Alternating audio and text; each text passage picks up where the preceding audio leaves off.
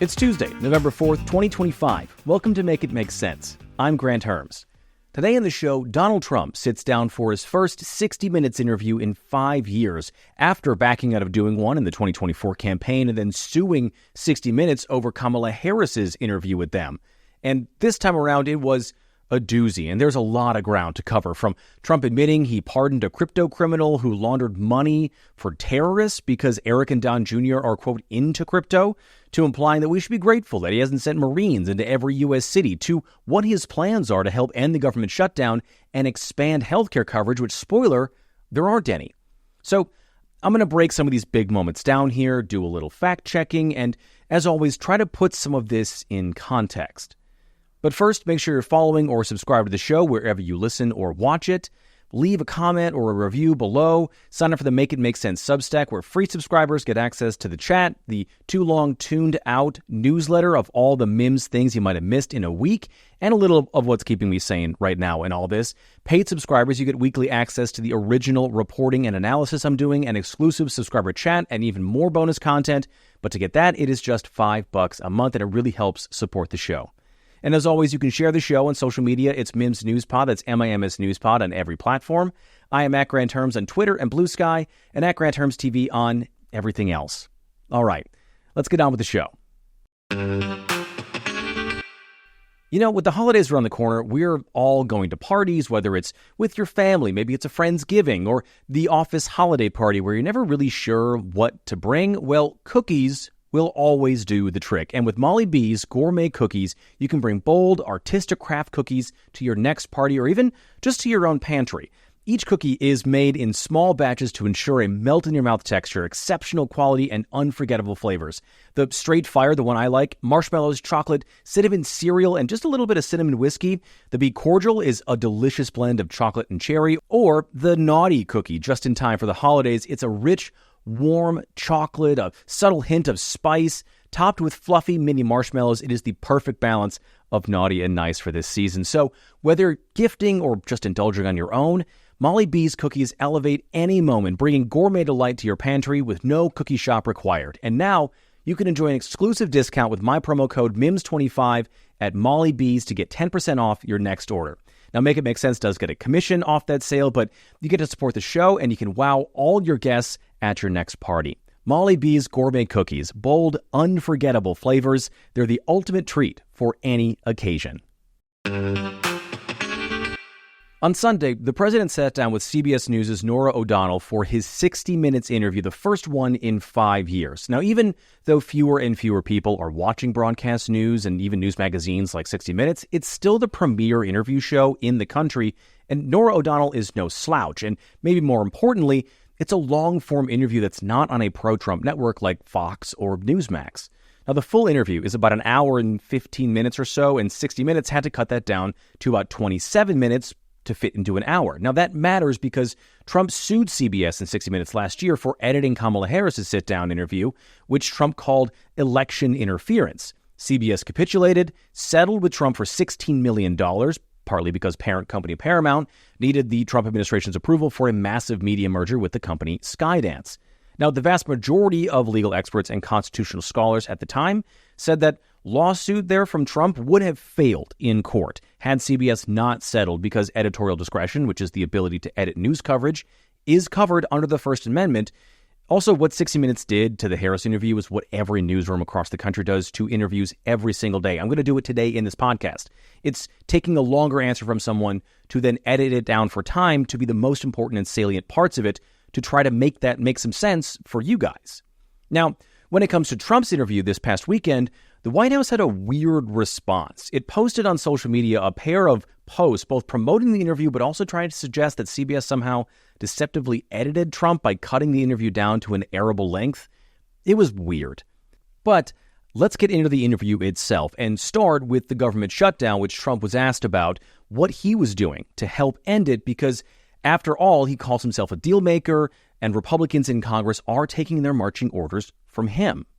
Now, he was asked directly about what Democrats want, which is to extend Obamacare subsidies, And here's what he said. And full transparency, like I said, I'm cutting a portion of this out to stop this from being a 3-minute soundbite for you. We can make it much less expensive for people and give them much better health care. But where is that and plan? I'd be willing to work with the plan? Democrats on it.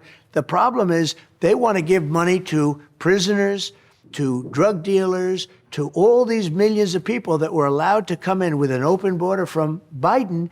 All right. You have helped end these government shutdowns in the past when they came about, and you did it by bringing. I'm very good at it, you but I'm not going to do it by. I'm not going to do it by extortion. I'm not going to do it by being extorted by the Democrats who have lost their way. So Trump has been talking about replacing and repealing Obamacare since 2015. You might remember the slogan from when he was president last time. And his plan did fail in 2017 by a single Republican vote that came from the late John McCain. But the thing is, Trump has had a decade to come up with a plan and still hasn't come up with more than concepts of one, which is what he said during the 2024 presidential debate against Harris, and hasn't presented anything new. And the really interesting thing here is we get a lot of this in this interview. It's how Trump understands the world. He sees the Democrats here as trying to extort him, not out of property or a negotiating position, but just not getting everything that he wants. And the Democrats aren't making threats. They've been actively asking for negotiations and laying out clear terms and what their asks are. So Trump sees the idea of not getting what he wants as something criminal. Extortion is a crime. But the bit of irony here is this next bit, which instead of reaching a deal, Trump is calling on Republicans in the Senate to end the filibuster. Sounds like it's not going to get solved, the shutdown. It's going to get solved, yeah. Oh, it's going to get solved. How? We'll get it solved. Eventually, they're going to have to vote. You're saying the Democrats will capitulate? I think they have to. And if they don't vote, that's their problem. Now, I happen to agree with something else. I think we should do the nuclear option. This is a totally different nuclear, by the way. It's called ending the filibuster. So really quickly, a little bit of civics here. The filibuster is allowed under Senate rules. It's not a law. It allows any senator to hold up a vote on a bill for any reason as long as they can hold the floor by standing and talking. Now, the record was set earlier this year by New Jersey Senator Cory Booker, who hit 25 hours. Now, some people say because he wasn't actively blocking a bill, it wasn't a true filibuster, but people can disagree, and that's not really important to what we're talking about right now. The only way around the filibuster rule is if a bill gets 60 votes, or what's called a cloture motion, to end debate on a bill to move on to voting on that bill. Now, that 60-vote rule exists because the Senate is supposed to be a place where debates are held and differences are hammered out. It's designed to force bipartisanship. Trump is calling on Republicans to end that 60-vote rule, which gets rid of the filibuster and means they can pass all the Republican plans and policies without needing to compromise. It's often called the nuclear option because of how big of a deal it is. Here's what Trump said. And a few other. But you know what? The Republicans have to get tougher. If we end the filibuster, we can do exactly what we want. We're not going to lose power.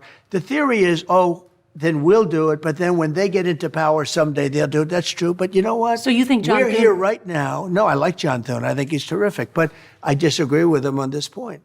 So that actually is extortion. Trump is threatening Democrats with something in order to extract from them the outcome he wants, even though not even a minute before in this answer, he accused Democrats of extorting him and Republicans. And there was one part of that answer that Trump said there that I think was really interesting. And it was the short-sightedness of what he wants to do and that he knows it's short-term thinking. He says it's true that Democrats are going to have power again someday, but they have power now. Although it shouldn't be overlooked that he also says Republicans aren't going to lose power, and it's unclear if he means they're not going to lose power by ending the filibuster or ever. And because ending the filibuster with a supermajority in the government is a really good way to make sure you can solidify a lot of power and prevent the other party from getting it back, it seems like something he'd want. And as I've been talking about recently, whether it's the gerrymandering, the Voting Rights Act, troops on U.S. streets, there seems to be an awful lot of setup happening to deny Democrats from gaining any real power again in the federal government.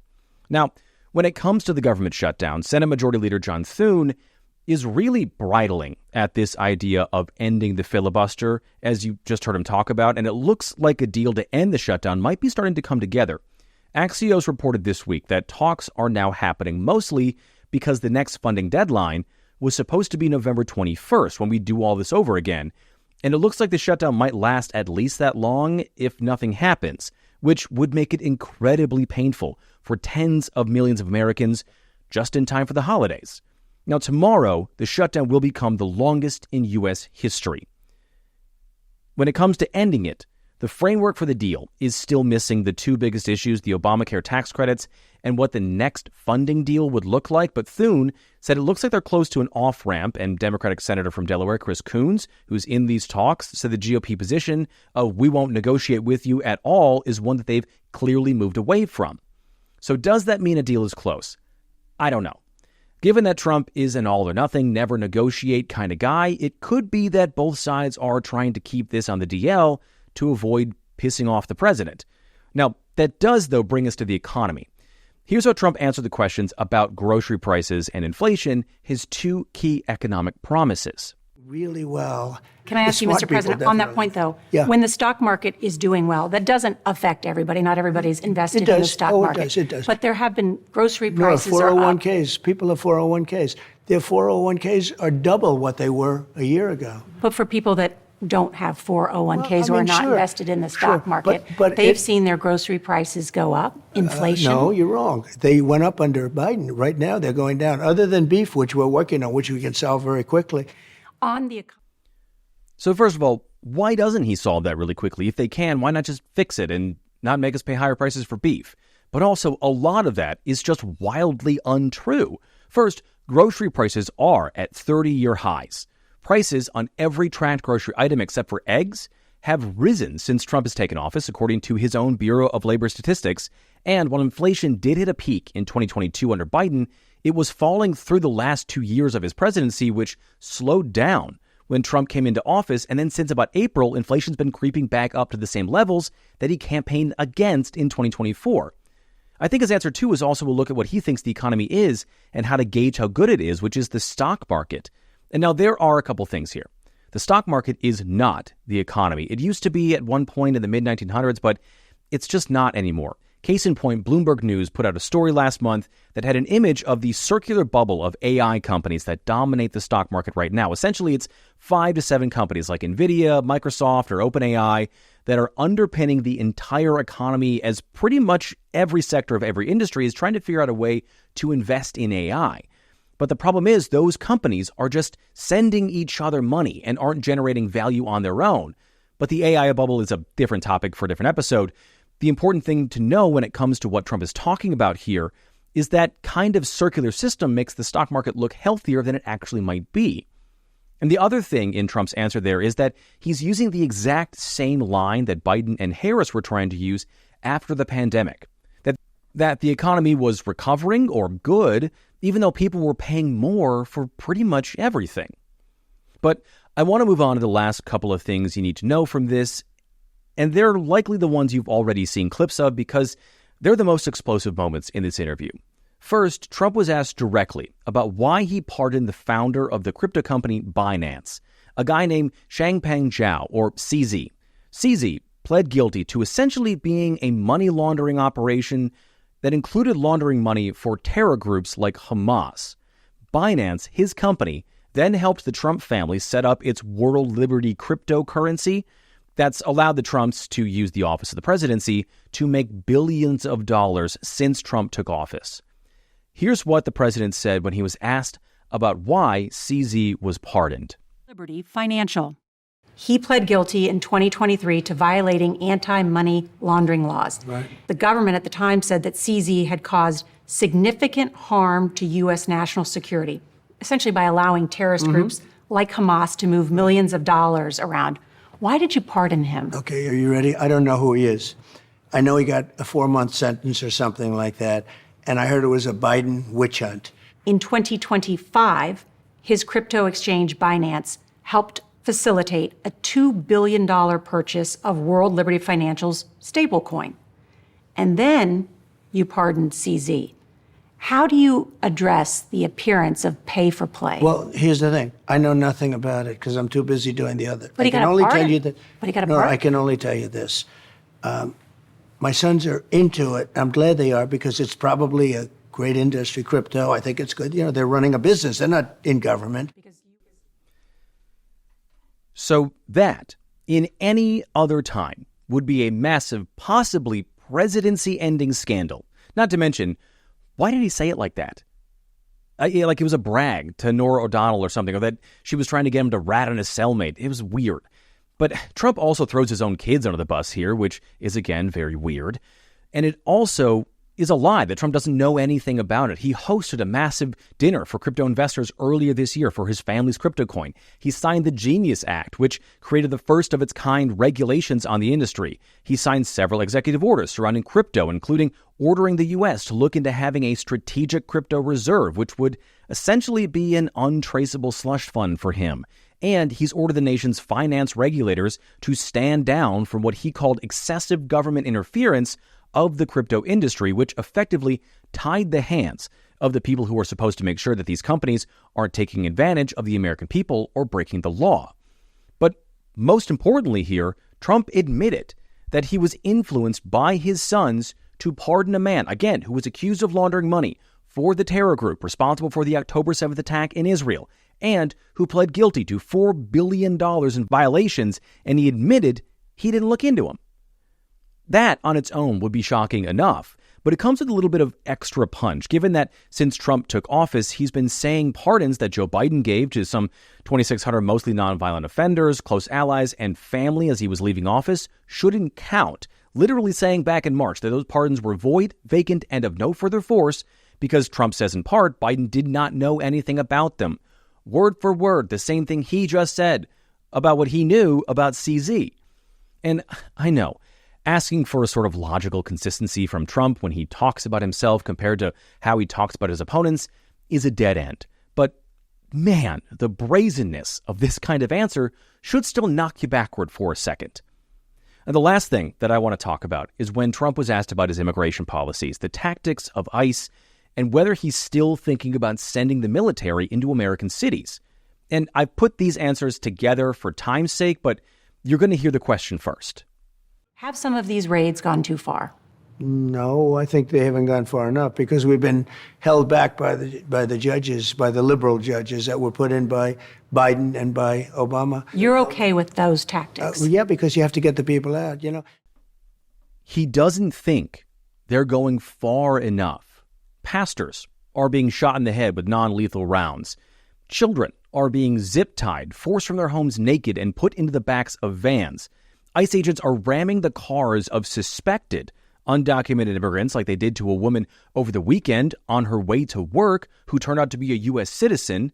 Oh, and U.S. citizens across the country are being placed under arrest during these things. And according to ProPublica, more than 170 have been detained by ICE, with at least 20 saying they were held for more than a day with no way to tell their families where they even were, even though Homeland Security Secretary Kristi Noem keeps insisting that U.S. citizens aren't being detained. So I don't know what more Trump could really want here. It seems like ICE has been pretty much allowed to do everything short of shooting suspected immigrants on sight. Anyway, here's his next answer. We need more than the National Guard. We'll send more than the National Guard. What does that mean, send more than the National Guard? Well, if you had to send in the Army or if you had to send in the Marines, I'd do that in a heartbeat. You know, you have a thing called the Insurrection Act. You know that, right? Do you know that I could use that immediately and no judge can even challenge you on that? But I haven't chosen to do it because I haven't felt we need it. So you're going to send the military into American cities? Well, if I wanted to, I could, if I wanted to use the Insurrection Act. The Insurrection Act has been used routinely by presidents, and if I needed it, that would mean I could bring in the Army, the Marines, I could bring in whoever I want. But I haven't chosen to use it. I hope you give me credit for that. So it has not been used routinely. I'll talk about that here in a second, but it's just not true. I've talked about the Insurrection Act here and written about it on the Substack multiple times. The Insurrection Act can definitely be challenged, and definitely its use can be shot down by a judge. And what Trump wants credit for not doing here is something that hasn't been done in 30 years in invoking the Insurrection Act, and he'd be invoking it for the first time in 60 years in a way that no state or city has asked for. Presidents don't use the military against their own citizens. It's law, for one, but also it's not what American presidents do, it's what foreign dictators do. So, asking us to praise him for not being a dictator is some real out-of-pocket behavior there. But What this does tell us, and what I think we got from this entire interview, is that Trump's plans for a second term really are as unconstrained as many people were saying they would be when he got elected exactly a year ago. And it's not like we haven't already seen that he's going to try and has taken many things about this presidency as far as we've ever seen them taken before, but it's that he doesn't think he's gone far enough to reshape and remake how the government of the United States works. And he's not hiding those designs either, and that is the biggest takeaway from this interview. All right, that is it for today's episode. Please rate and review the show on whatever podcast app you listen to it on. Like and subscribe if you watch on YouTube. Sign up for the Make It Make Sense Substack. You could do that for free today. The link is in the show notes. And as always, share the show on social media. It's Mims News Pod. That's MIMS News Pod, all one word on every platform. I am at Granthermes on Twitter and Bluesky, and at Granthermes TV on everything else. Thank you so much for listening today. I'm Granthermes, and I'll talk to you on Thursday.